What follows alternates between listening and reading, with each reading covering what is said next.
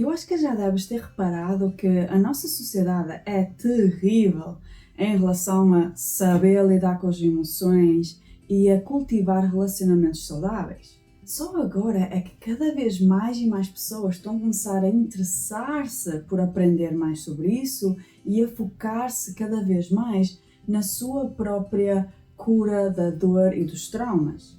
E assim que começas a compreender melhor os teus padrões, a tua dor, as emoções, o teu mundo interno, irás perceber rapidamente quanto do teu comportamento é especificamente moldado para controlar ou regular a forma como te sentes. Isso significa que tu, ou seja, o teu ego, cria estratégias para não sentir certas emoções, como por exemplo, beber álcool, consumir drogas, jogar o tempo todo videojogos, passar o dia todo só a passear, escrever bastantes afirmações, comer compulsivamente, ver televisão e por aí.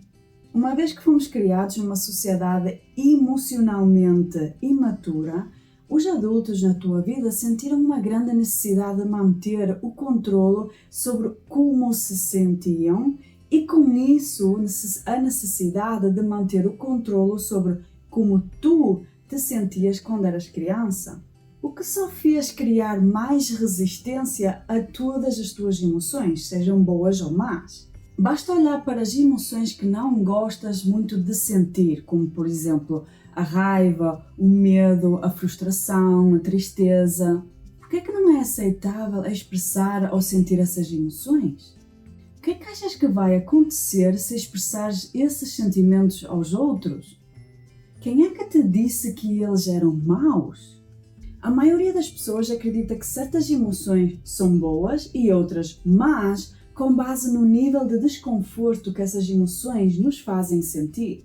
Mas sabias que o nosso julgamento sobre a bondade ou maldade de qualquer emoção está relacionada com a forma como somos socializados? Isso significa que algumas pessoas aprenderam que, por exemplo, uma emoção como excitação é na realidade algo mau, porque leva à decepção. Aqui é quando, por exemplo, assim que te sentes realmente feliz e excitado, dizes coisas como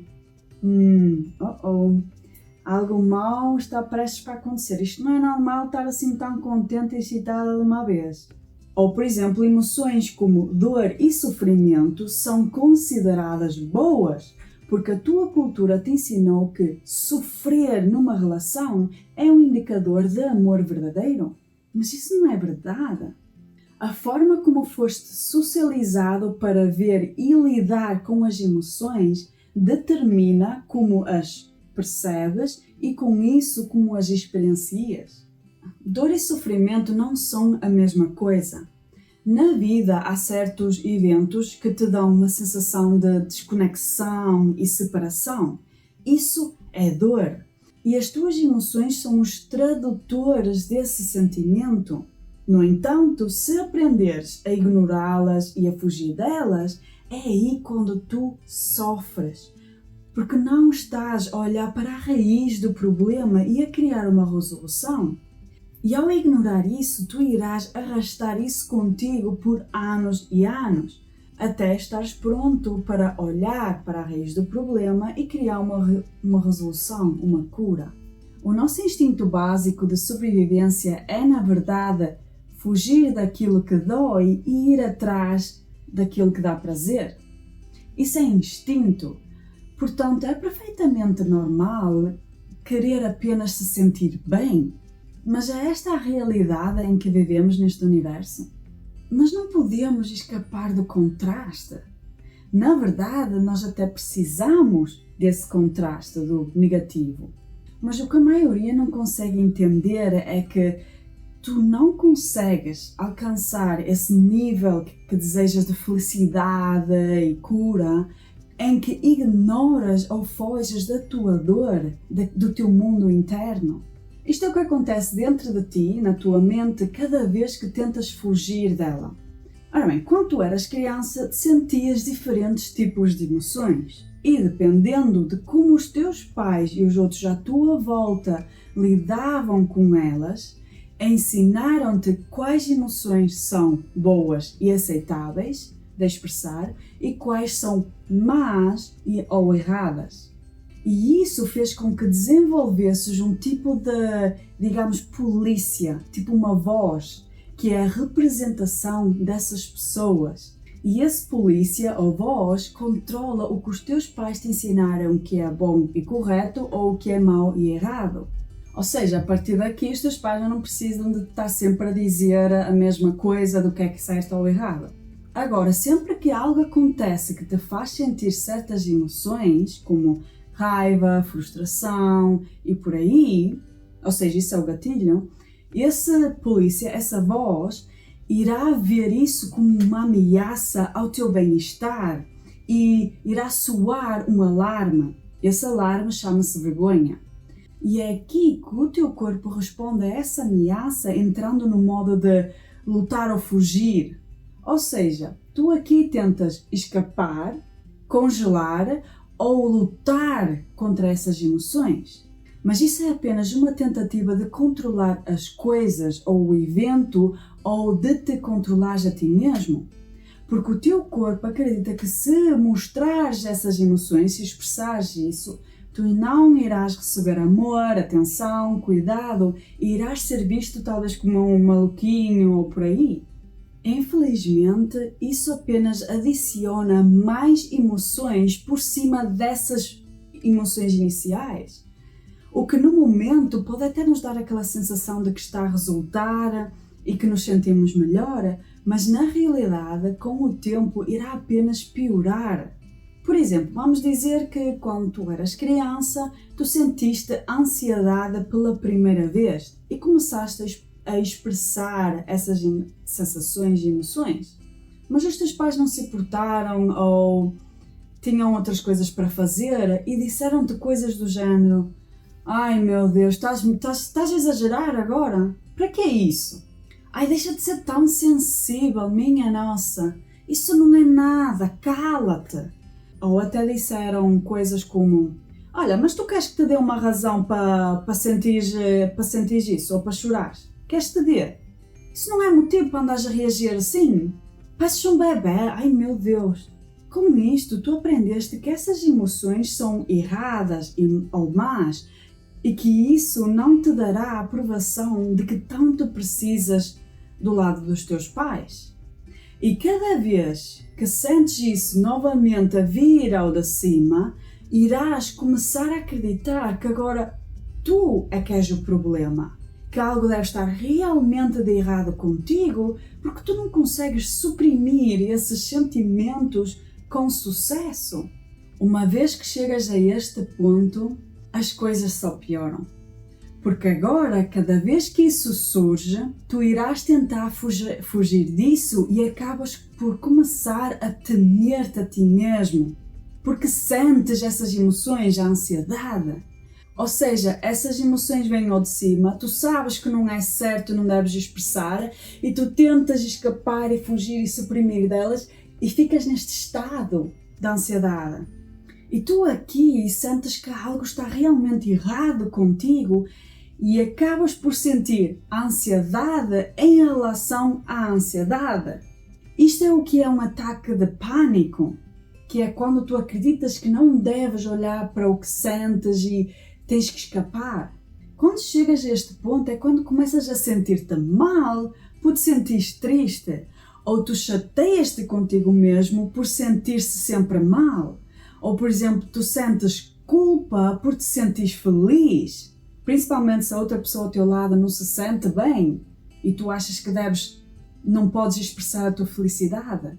Ou tu sentes tristeza por te sentires sempre mal e deprimido. Ou sentes raiva de ti mesmo por te sentires zangado. Do género: não sei porque estou chateada com esta coisa tão mínima. Ai meu Deus, porque é que eu me zango por isto? Por exemplo, isto é chamado de uma emoção secundária. É quando esse polícia ou essa voz que representam os teus pais, as pessoas com que cresceste, tenta afastar esses sentimentos. E é isso que faz com que tu, o teu ego, cria estratégias para te afastares dessa situação e dessas emoções. Como, por exemplo, ler o tempo todo, fazer exercício físico em excesso, escrever afirmações obsessivamente, distrair-te e por aí.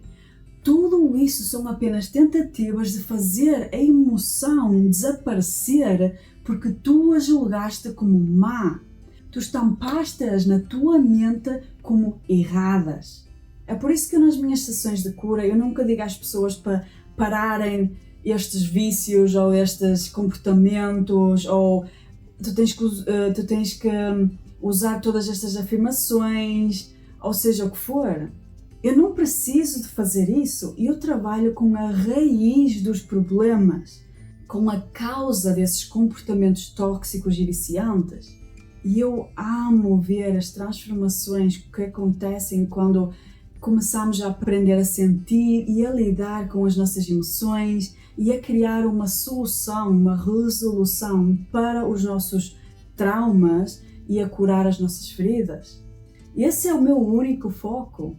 Foi assim que eu consegui mudar a minha forma de comer, ou forma de fazer as coisas, quebrar padrões e tudo isso sem ter que me forçar a fazer essas coisas. E sabes quando é que eu uso afirmações positivas? Apenas quando eu já me estou a sentir bem. Apenas quando eu já me sinto bem, quando eu já me sinto feliz. Nunca quando eu me sinto mal ou triste. Quando eu me sinto triste, eu mergulho profundamente nessa emoção para tentar entender a mensagem que está por trás disso. Porque só assim irei conseguir me sentir bem e parar esses ciclos tóxicos. Isto é o que eu ensino nos meus workshops e nas sessões individuais. Se te encontras numa situação em que nada parece resultar para ti, nada parece fazer-te sentir melhor ou tirar-te desse buraco, por mais coisas que tentes, então talvez seja porque tu estás a abordar a vida a partir da perspectiva de que eu tenho que me sentir melhor porque o que eu estou a sentir não é correto, é errado e eu é que sou o erro e eu tenho que mudar isto. Tu estás a abordar a forma como te sentes a partir do ângulo de que isto é mau e eu tenho que mudar. E é aqui que começas a pensar coisas como mas o que é que eu fiz para merecer isto? Eu não entendo. O que é que há de errado comigo? Eu não entendo porque é que eu sou assim. E eu já não devia de me sentir assim. Eu já fiz tanta coisa, já devia estar noutra vibração, sentir-me melhor. Mas isto é apenas a tua resistência às tuas próprias emoções e não aceitar que, talvez faz sentido tu estás a sentir assim, triste esta semana, ou se calhar até o tempo todo. Talvez faça sentido.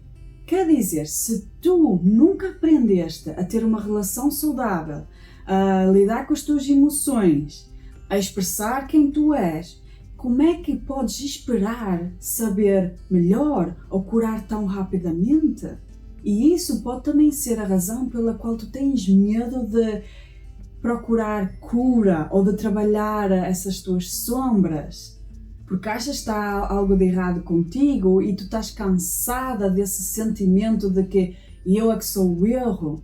A razão pela qual nós deveremos procurar cura não é só para nos libertar da dor, mas também para poder nos entender a nós mesmos. Eu quero ajudar-te a ganhar um pouco mais de consciência sobre como tu vês e lidas com as tuas próprias emoções.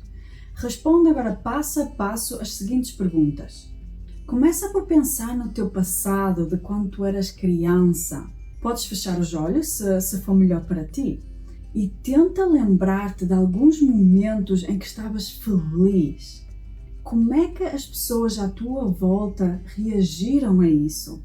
Quando te sentias bem e feliz? E agora quando estavas muito entusiasmado e excitado? Tinhas aquela energia toda? Como é que as pessoas reagiam? Será que elas diziam que era demais e que devias te acalmar? ou elas celebravam contigo? E quando estavas triste, como é que elas reagiam? Tinhas pessoas contigo ou estavas sozinho? E agora quando te sentias zangado ou até com medo, como é que elas à tua volta reagiam? Será que estavam a fazer pouco de ti, a dizer bebê, bababá, a gozar contigo? Ou estavam-te a apoiar? Quais emoções eram consideradas boas e aceitáveis? E quais eram consideradas más e inaceitáveis? Quais emoções é que podias expressar e não havia consequências? E quais emoções é que esperavam eles que suprimisses, que não deixasses sair ou mostrar? Agora tenta-te lembrar de momentos em que as pessoas à tua volta sentiram emoções fortes. Não tu, mas os outros. Talvez alguém tenha explodido de raiva, ou começado a chorar, ou a gritar.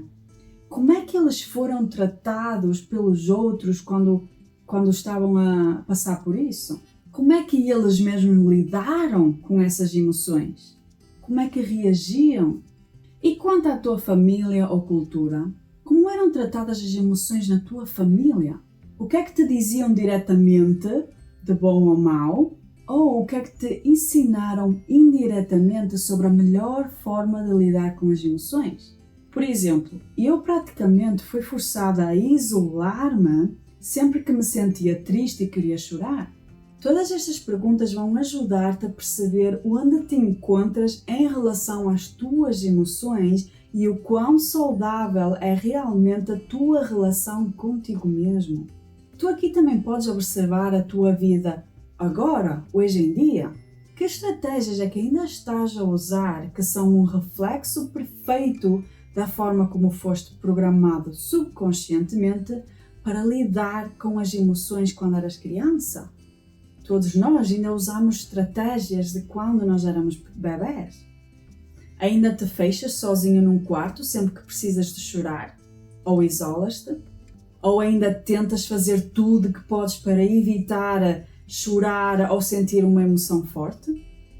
Se quiseres ter uma vida mais plena, feliz e harmoniosa, tu tens de mudar a relação que tens com as tuas emoções. Pensa nisto. As tuas emoções são os tradutores, os mensageiros do teu mundo interno e externo juntos. Agora, como é que irás conseguir seguir ou até encontrar a tua paixão, ou saber quem tu és, o que és e descobrir aquilo que gostas, se tu estás a rejeitar e a ignorar o mensageiro? Está na hora de dar-te aquilo que os teus pais e os outros não conseguiram te dar ou ensinar. Chegou a hora de ouvir, entender e olhar para o mundo que está dentro de ti. Porque só depois irás conseguir mostrar aos outros a verdadeira versão da tua alma, do teu ser e com isso ser feliz. Eu espero que isto tenha ajudado de alguma forma e, como sempre, desejo-te uma boa semana.